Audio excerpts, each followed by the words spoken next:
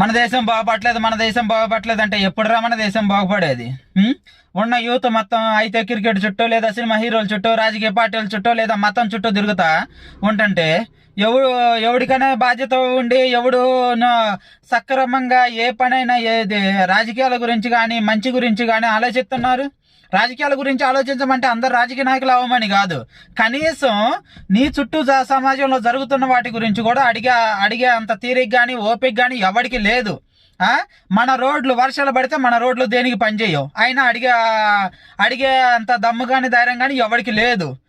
ఎక్కడన్నా ఏదన్నా విషయాల్లో పోలీస్ స్టేషన్లో పోతే న్యాయాలు జరగవు, అడిగే దమ్ము కానీ ధైర్యం కానీ ఎవరికి లేదు. ఇంకెప్పుడు రా మన దేశం బాగుపడేది? చైనా లాంటి దేశాలు, చైనా వాళ్ళు ఎన్ని యాప్లు కనిపెట్టారు, ఎంత ముందుకు వెళ్తున్నారు. మనం ఏం చేస్తున్నాం? చైనా వాడి మీద, పాకిస్తాన్ వాడి మీద పడి ఏడుతున్నాం. లేదనంటే ఇంకా బీజేపీ వాడు ఉండు కదా, మతం పేరు చెప్తే ఇంకా కొట్టుకొని చేస్తాం. ఇంకెక్కడ రా బాగుపడేది?